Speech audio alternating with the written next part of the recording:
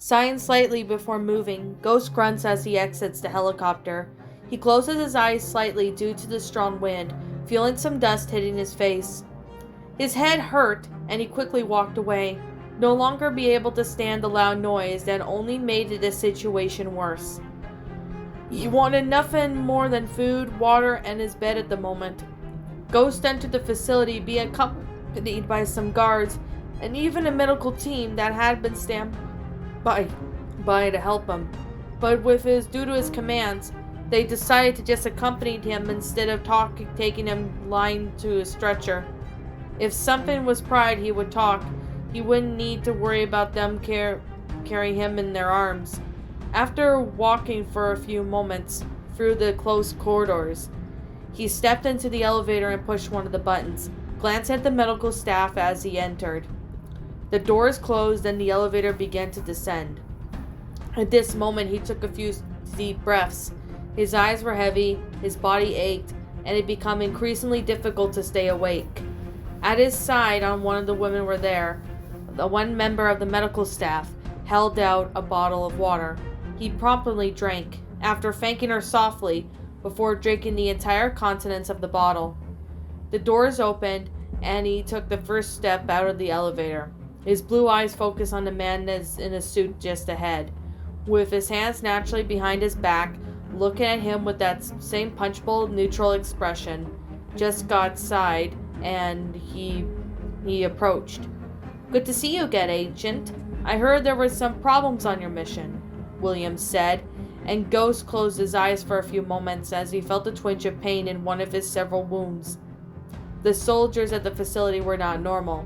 They were generically modified soldiers.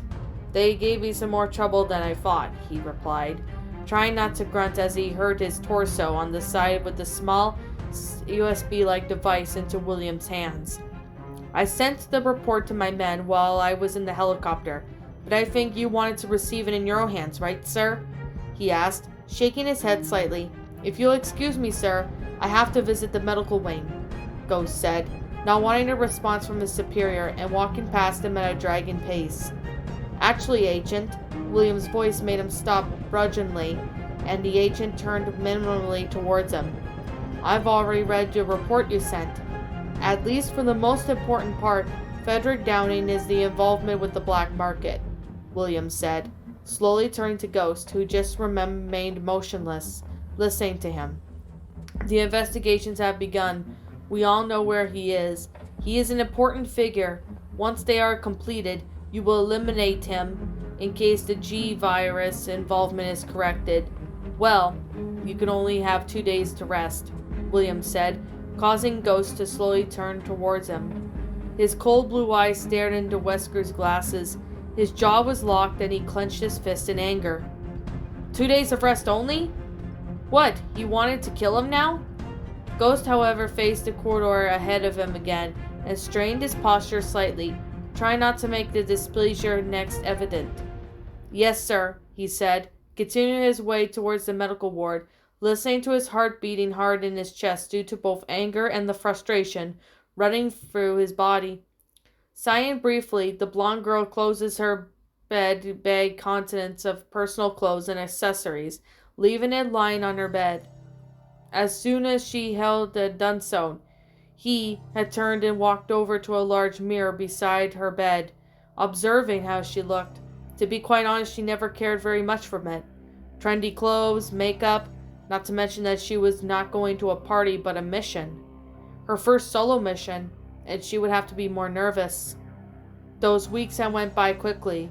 The training she had gone through exhausting, was not only exactly difficult, much less that she wanted to have to study during that time. In that time, the hardest thing she could ever do was probably convince Chris that it was okay and that she can handle it. Of course, the older Redfield would be against it, especially after that event on his team. He practically freaked out.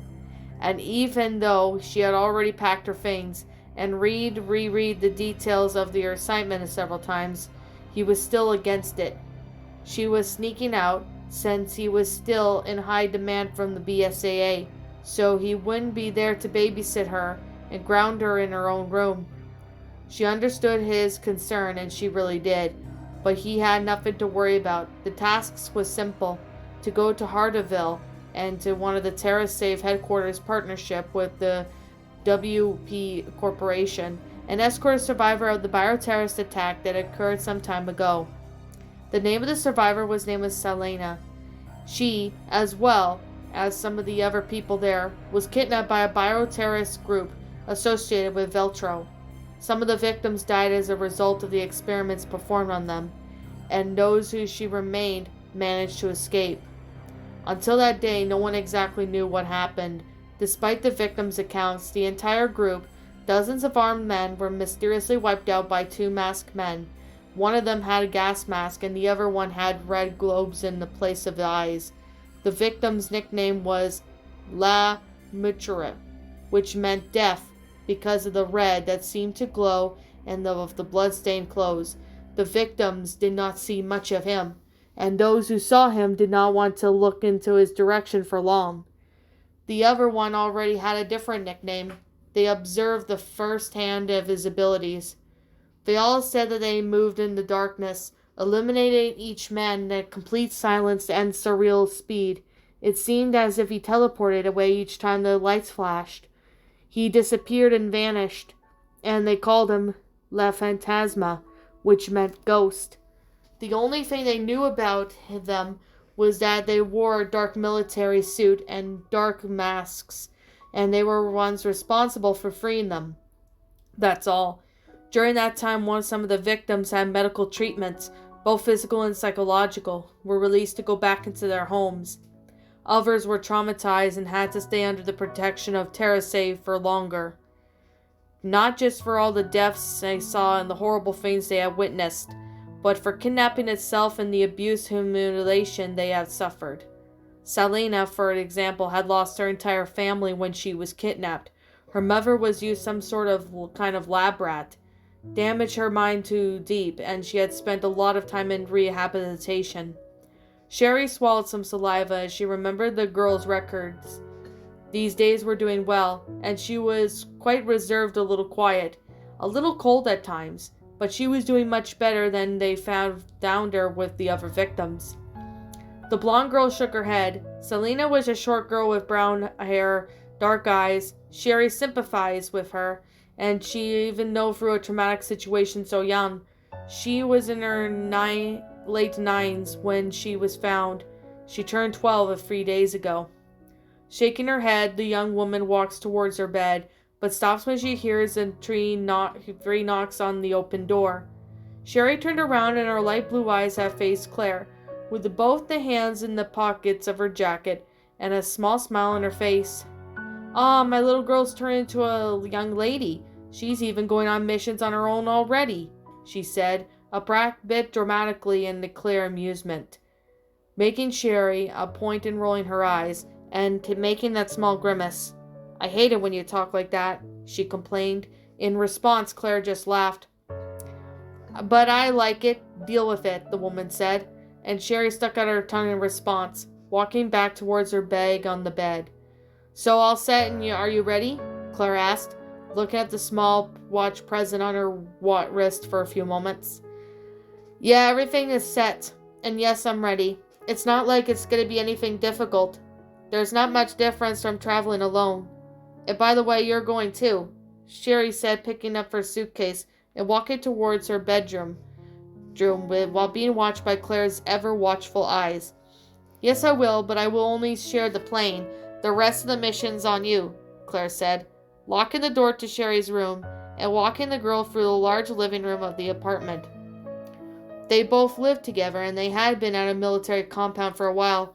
Claire got an apartment downtown, a few minutes' drive from work.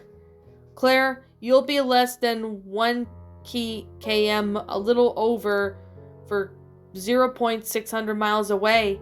Practically, I wouldn't be alone," she rebutted, and Claire just rolled her eyes at the girl's speech. "You're such a bore," she said, pushing the elevator button and watching the doors close. Sherry looked at her for a few moments, and the woman was wearing her characteristic red jacket, a black blouse underneath, dark jeans with black sneakers. She hardly ever saw Claire wearing clothes of other colors. Well, she had to admit that red and black stuff suited her well. "Where's your stuff?" she said. Claire then took some gum from her pocket, extending one to Sherry, who accepted it. "I already asked them to send it," she said, beginning to chew her gum, and Sherry arched an eyebrow. "Neil went ahead, didn't he?" The question made Claire stop chewing for a while, and she sighed to escape from her lips. "Really? Do you trust him with your stuff already?" "No, not my stuff. The most important stuff is in my backpack I left in the car. Besides, Neil was ready to go in and offered." "What's wrong with that?" she said, stepping out of the elevator as the doors opened. "Claire, you obviously like him. I don't understand why you keep denying it," Sherry said, making a small ball of gum appear as she looked at the woman. Okay, I like him. Happy? What's the big deal?" Claire said, rolling her eyes and then looking at the girl with a deep, slightly sharp look on her face. Sherry in response laughed lightly. She didn't like Neil, but she was starting to root him for him to be good for Claire. "See, that wasn't so hard." Claire gave her a light tug on her forehead, causing the girl to laugh lightly. They walked through the underground parking lot towards Claire's car. Sherry placed her suitcase in the back seat next to the woman's backpack and sat in the passenger's seat. Redfield sat in the driver's seat and started the car, exiting the parking lot shortly after. "So what's your mission?" Sherry asked Claire as they stopped at the traffic light. Her face leaned on her fist. "I'm going to take care of some victims of the destruction of that asylum," she said. Sherry then shook her head slightly as she looked forward, watching the pedestrians cross the street. "Yeah, I heard about it. I wasn't told much," Sherry said. "They couldn't, as it was a big catastrophe. There were a lot of victims. They were treated as due. I will question them after that. My team will be in charge of transporting them to another unit," Claire said, shifting her gears and turning right. "What really happened?" Sherry asked, lifting her head and letting her arm rest on the side of the door. "The lab exploded. Most of the people who worked there died during the explosion, among some patients. We received an anonymous email, along with the BSAA. The remaining guards were either captured or died in a conflict with our soldiers," Claire replied, glancing briefly at the sign that indicated the direction of the airport. "Another anonymous email? Hasn't the BSAA figured out who it is yet?" Sherry asked, even though she was already suspected the answer. Those anonymous emails were already known amongst some of the BSAA members. They were always sending information about bioterrorist activity anywhere in the world, and any time it's happened, such as laboratories, such organizations, or biological weapons are already destroyed or killed when the emails arrived. This was not the information known to the public or the lower BSAA members, but only the limited group of people were aware of these emails. Outside the organization, the number was even more limited. No, they couldn't get anything. Location, name, but Chris said they had an idea of who's behind it. Claire said, watching the airport entrance already not far from where she was standing. "That masked man mentioned me before, right?" Sherry assumed, although she didn't quite get the answer. She already knew that she had gotten it right. "That's the only clue they have, and that the fact is they don't know they probably are more men like that, since some of the members have certain signs of a man wearing a gas mask in that similar situation. But I've never seen him more than a few months," Claire said, walking to the airport parking lot. "So is there some kind of secret organization that fights bioterrorism or something?" Sherry asked, running her eyes around the parking lot for a few moments before observing the woman next to her. "They don't have anything confirmed, but it's a suspicion. Maybe it's not just fighting bioterrorism. Many people associated with some kind of experiment or organization they have been mysteriously murdered," Claire replied, running her eyes around after grabbing her backpack from her back seat. Sherry stood right next to her, and before asking her any more questions, she focused her eyes on the two people just ahead. "Hey, Barry," Sherry greeted him with a small smile as he approached, giving the man a brief hug. She had known Barry for some time. She met him sometime after moving into that military camp, but only got to know him better after an incident involving her two daughters and his gun. She liked him, and eventually become close to him about his daughter Polly. Next to him was his oldest daughter Moriah. She had nothing against the girl, but she seemed like the girl had something against her. She didn't know exactly why. It could be because of the closeness to her sister, or the way Barry treated her. Well, considering that they rarely spoke to each other, she could just ignore it. "Hey girl, looks like Chris is finally going to let you out from under his wing, huh?" he said, nodding briefly to her. Sherry looked at Moriah for a few moments. Both held eye contact for a few moments. The blonde even shook her head in brief greeting, but Moriah just looked away. "Actually, he doesn't know that she's already going, and may stay that way," Claire said. Barry arched a single eyebrow, alternating his gaze between the two for a few moments. "I don't think I need to tell you what will happen if he finds out," he said, and Claire, in response, just threw her car keys towards the man. "He won't find out if no one tells him. He's busy at the BSAA, and it's high likely that we'll be back before he even gets back out there." The woman straightened her ponytail and looked at the watch on her wrist for a few moments. "Hey, Moriah." Claire greeted her. Unlike Sherry, the girl greeted her back. This caused the blonde to arch an eyebrow discreetly. The way Moriah acted, it was like she was jealous or something. "If you're saying so, your plane will be leaving in a little while. Have a good trip to you, and good luck on your mission, Sherry," the man said, waving just the two before walking towards Claire's car. "Moriah still hasn't been into you, huh?" Claire said after a few moments of silence, watching the two walk away and get into her car. "I don't know what I did to her, but I think I know the reason for all this coldness," Sherry said.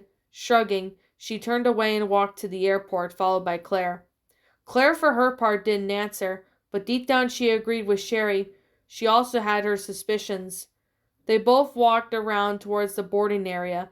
There was still some time to go, so they just chatted until they were called on board. Two sat in different seats. Claire was in the back while Sherry was in the front, sitting next to a man who was at least 30 to 40 years old. Sherry settled into her seat, and her eyes then turned to a small window as she reached for her headset from her pocket. A small sigh escaped through the unnoticed from her lips. Her blue eyes fell on her arm. She shivered, but she didn't exactly know why. It was curious, she had never felt this way about a mission before. Well, she wasn't going to ignore her signals her body was sending her. She never had been, not after Raccoon. However, her head, she leaned back in her seat and closed her eyes, concentrating her music as the plane began to move. The trip itself was very smooth, but it didn't take long for them to arrive at Harvardville. Sherry ran her eyes through the surrounding area. The town was at the foot of the mountainous region. She could see a few houses up on a hill, some isolated. The girl stepped out of the plane and went to get her things. Claire followed her a few steps behind, and without another word she waved to the girl and walked towards the airport exit. From then on they would go their separate ways. Selena had arrived from Venezuela the day before, and now she was in charge of meeting the girl, taking her to her new home. Now she stopped to think about it. Made sense as to why they sent the girl, since she was the youngest member of the organization. The girl walked through the airport for a few moments. Her calm steps went unhurriedly through the people, until at a certain moment in the waiting area, she found the one she was looking for. A man wearing the Terra Save uniform was sitting on one of the chairs with a small girl on the seat next to him. The little girl was wearing some simple clothes, a purple jacket with a black blouse underneath, and dark blue jeans. In her pockets and her hands were a comic book, and she seemed to entertained by the story she was reading. "Mr. Faben?"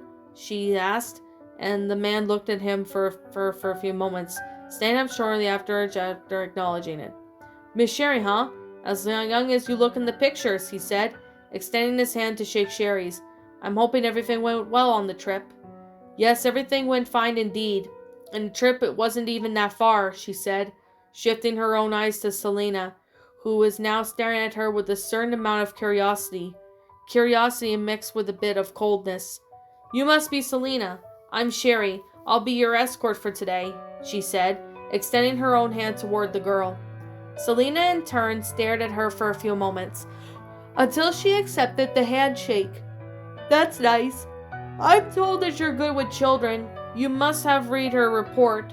If anything I read is true, I don't think you'll have a problem, Faben said, running his head through his dark short hair and placing it in his pants soon after. Yeah, you can leave it to me, Sherry said, looking at him with a small smile and sitting down next to the chair next to the girl.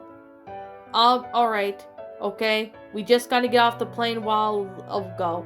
And I'm going down to the parking lot. Looks like we're gonna be having some problems with the vehicle, and there's a protest just outside, but soon we'll sort it out, Faben said, looking for a brief moment at his cell phone screen.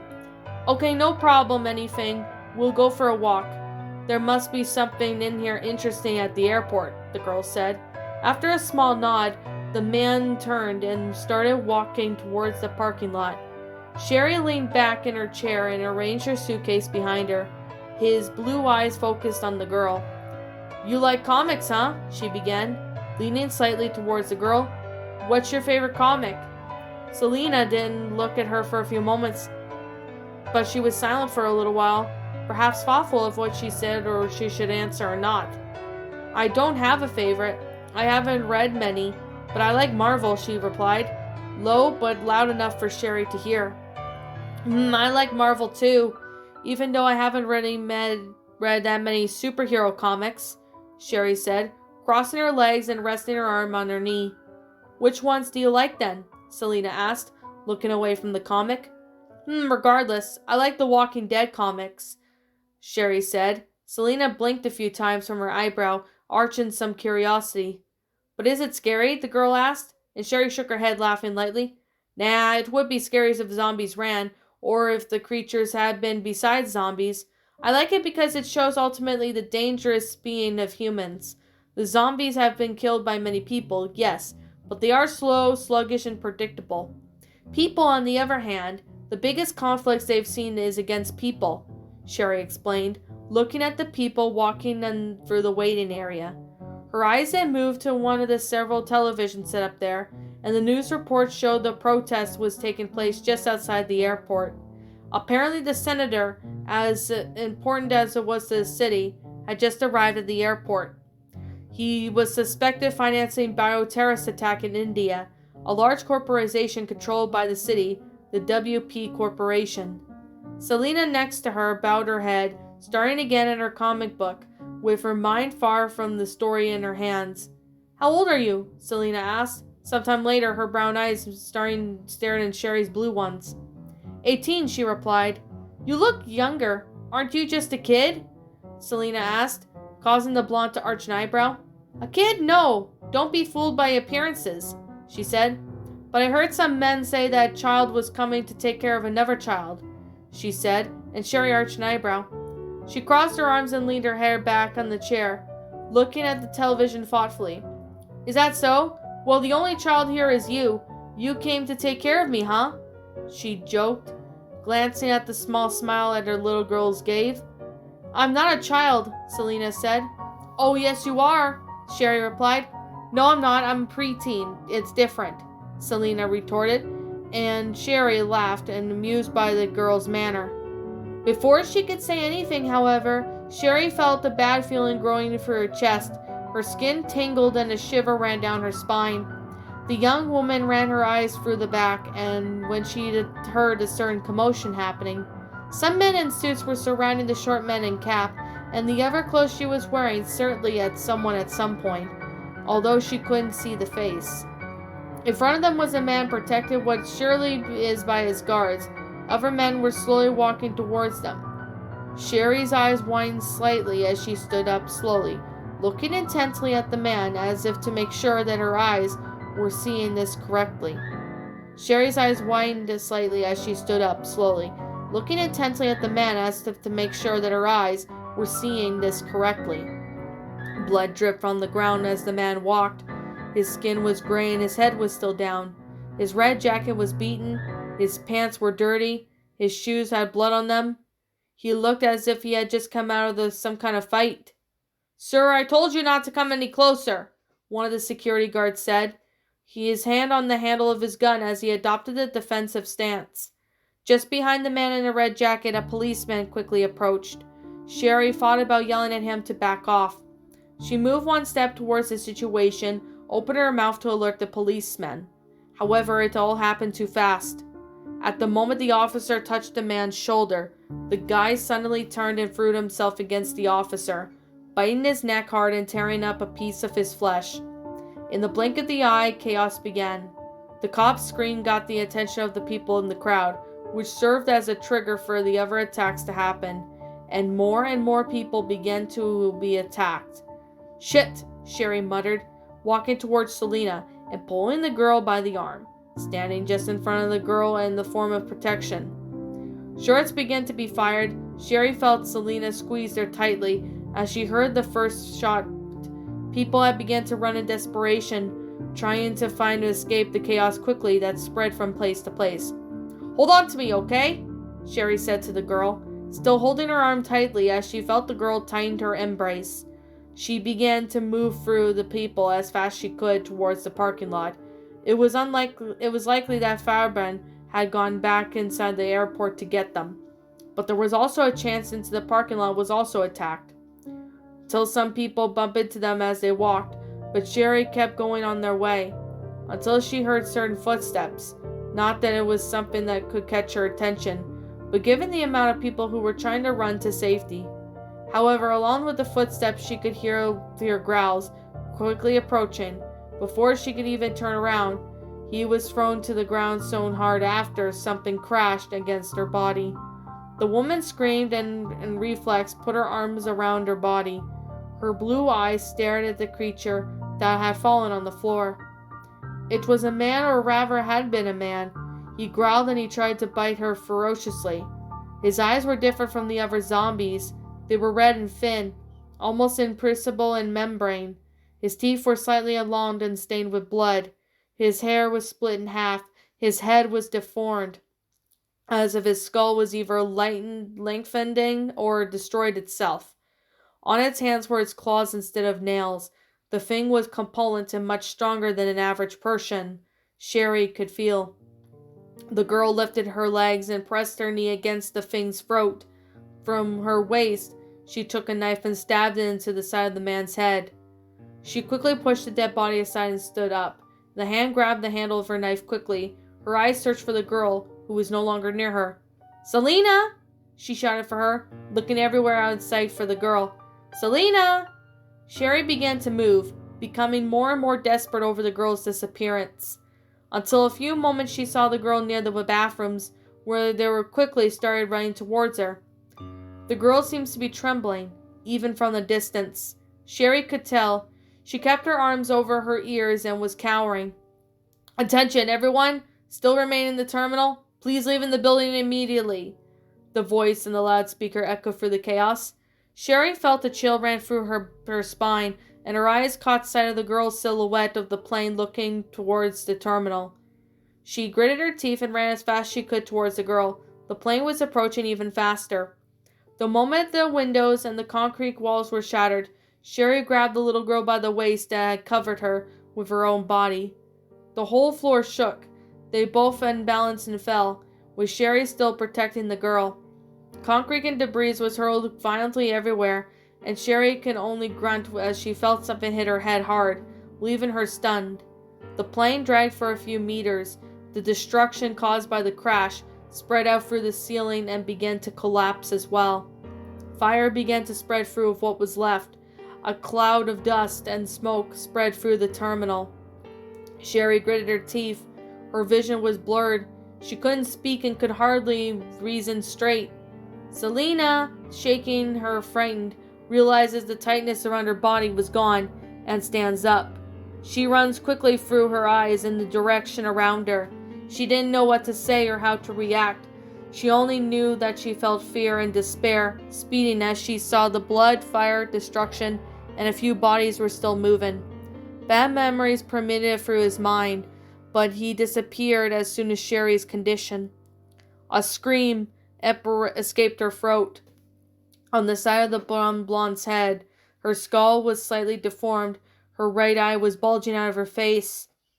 She seemed to want to say something, but she couldn't, and the girl could only stare at her in pure terror. Terror and amazement for her eyes, and she saw something that could be nothing but a miracle. The woman's deformed skull seemed to repair itself. The blood that formed in abundance stopped flowing. Her eyes seemed to magically return to its place, and in just a matter of moments, she was fine again. Selena breathed heavily at what she had just seen, and she didn't know how exactly she had witnessed, but she was for sure that it was not to happen again. It was not normal. Human beings didn't heal wounds like that. Sherry just shook at her and stood up, only looking as she noticed the girl's gaze on her. She didn't say anything, she just grabbed her by the arm again. However, before she could move or say anything, a roar caught her attention. As she turned around, the blue of her eyes seemed to glow from what she saw. From the destroyed plane, and some creatures began to emerge. Lickers. She had encountered those biological monsters before, although they were never really faced one face to face. What was striking, however, was that these lickers were not the kind that she had seen or the ones in biological weapon files. Ordinary lickers walked on all four legs, despite the exposed muzzles, and most of the ones were not that blurry. But those they walked up on two thick legs. Their bodies were curvy and their muscles were much larger than the ordinary lickers. Certainly the new variant. Another bioterrorist attacks. Why there? Sherry turned to Selena and signaled for her to be silent. Even though they were a new variant, these lickers had exposed brains. No eyes, and their tongues were still elonged. Aside from that, they were walked upright and they were blurry. They were not so different from ordinary lickers, she assumed. A movement caught her out of her corner of her eye. The man who just surrounded by the security guards was lying on the ground. A piece of concrete fell on top of one of his legs. It seemed to have fainted from the impact from just recovered. The small grunts he was giving were beginning to attract the attention of the blind creatures. He was right next to one of the wreckage of the plane, hidden by a large piece of metal. Sherry quickly moved on to him and placed one of her hands over her mouth, preventing him from making any more noise and signaling him to be quiet. She didn't recognize who that man was, the senator everyone was talking about, the one protests being directed at. Senator Ron Davis. Not that it mattered much. The man looked at her with a mixture of surprise and fear. Fear that turned into terror at the sight of the creatures had begun to prowl up to the airport. Sherry sighed softly. She was alone, with the girl with the senator only to help her. Whatever it was, she had to get out of there. Nothing could be that simple, huh? The ancient muttered to himself as he saw the state of the place. He had arrived at Hardville for some short time ago. He had information that Frederick would be spending the entire day at the office at Will Pharma. He was taken to the large mountain near town, where he went down the side and entered one of the sewer tunnels that ran throughout the city that led directly to the corporation's underground headquarters. At a certain point, he exited the sewers and began walking down the tunnel, rarely used by any scientists, just created in case if something goes wrong in the laboratory. In almost a forgotten emergency exit, perhaps due to lack of practicality or the fact that they never really need to use it. However, in a certain open area, probably used for test resting, since there what appeared to be a hospital wing next door, he ended up finding a destroyed path. The surrounding concrete was nothing but rubble. There were large claw marks marked on the walls, and the ceiling was destroyed. Ghost looked around for a moment. It didn't seem like whatever creature was around was responsible for the destruction. At least not all of it. Highly unlikely bombed the passage opening for the creature to enter. Someone unleashed the monster there. And the question was, why and who? Ghost to HQ. Someone has destroyed the tunnel. There are signs of a biological weapon nearby, the ancient said, putting his rifle hanging by his headband and picking up his Desert Eagle. HQ to Ghost. Something is definitely wrong at the airport near where you are. There is unusual movement, his assistant said. Ghost began walking down the hallway, following his path. "What about the target?" he asked. His eyes were watching for any movement around him, or for any noise that echoed around him, no matter how small. Frederick just left the reception. He had held the senator. He walked away from the airport approximately 4 minutes ago. However, catch of the attention is the presence of Curtis Miller in the same location, the assistant said. The ghost stopped, and as he came by a large stairway, leading up to destroy and a frozen dozen steps from there. "And who might that be?" the agent asked as he started up the stairs. "He was a researcher at Will Pharma. He got into a fight with the corporation due to his extreme dislike from the tests they did with the T virus. Since his family died in Raccoon City. After that, he was framed by Will Pharma itself, used as a scapegoat to hide their dealings in bioterrorism," the assistant explained, and Ghost just looked at the destruction at the floor. "Can you think of another teacher capable of doing that?" However, it was. That biological weapon had the strength of a low-key tyrant to be capable of destroying the metal and concrete door. "Safe to say she didn't like those bosses much then," Ghost said, snapping the bones out of his neck briefly. "That's an understatement. Anyway, William doesn't believe much in coincidences. So you're both pretty much at the airport, but you can be distracted. TerraSafe is nearby, sure to trigger the BSAA or whatever organization they have in contact with. Whatever down there is with you, eliminate it. Go back for Frederick as quick as possible." His assistant said, and Ghost did not respond. He just kept walking. However, at one point, he heard movement coming from somewhere nearby. Ghost remained motionless and concentrated on his hearing. Something was moving. His noise was low, but was unsure. He turned to his face and to his left to see a tunnel approaching wall. The noise became a little louder. There was something on the other side. Just before he can even quickly say or do so, even think, a hand went through the concrete of the wall with extreme ease, almost hitting the agent's face, who widened his eyes and moved quickly away. A huge creature passed through the concrete with extreme ease. Its black eyes stared back at the agent. He was right, it was a frickin' tyrant. Another variation. Apparently lately those little shits were multiplying like cockroaches. This one was grotesque looking, not as tall as the other tyrants the agent used to facing. Starting at his face, the tyrant had no lips. Its long pointed teeth were covered in saliva. His tongue moved in that way that reminded the agent of the lickers. His eyes were completely black. Its expression made it look angry. The agent grabbed his Desert Eagle. Its body was robust, and the large amount of dense muscle underneath, seemingly through tough skin. The creature walked in a curved manner, its huge heart beating in its exposed chest. Two large pointed sticks of bone were still on its back, similar to the fixed scales. Its skin was gray, and his left arm was noticeably larger than its right, and where his claws on his fingers, although both arms were similar. The creature growled menacingly and attacked the agent with its left arm in an attempt to pierce the man's body with its claws. The ancient dodged, throwing his body to the side, and briefly watched the creature's claws dig into the wall. He raised his gun towards the creature's heart and fired. The tyrant grunted in pain and anger, and placed his hand over its heart in an attempt to defend its exposed organ. The ancient fired again, and the bullet pierced through the muscle and bone, striking the heart again, doing less damage. The tyrant reacted. However, with its claws still stuck in the wall, it moved its arm to the side, throwing a piece of concrete at the agent, hitting him on the side of his body with its large hand. Ghost grunted as he tried to protect himself from being thrown in the air. He spun his body around and tried to break his fall, rolling onto the ground a few times. The creature leapt down towards the agent, who reflectively threw his body forward, rolling onto the ground once more, standing up shortly after on the tyrant's back.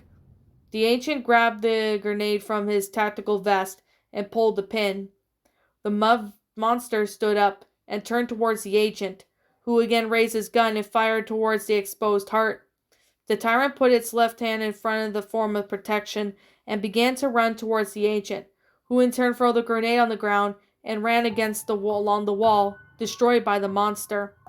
The grenade exploded at the creature's feet, not being able strong enough to do much damage, but being strong enough to stun the tyrant, giving the ancient a chance to shoot again towards the heart.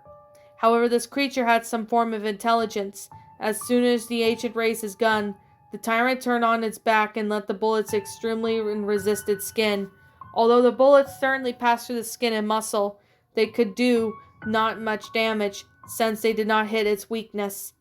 The two bone stakes in the tyrant's upper back moved, and the ancient's eyes widened slightly as he saw the stakes being thrown in his direction at extreme speed. The ancient dodged and crouched down, but just as before he could stand up, the ground shook from the powerful, rapid footsteps of the creature, which was already in front of him in a matter of moments, with its arm raised and the intention of smashing him against the ground.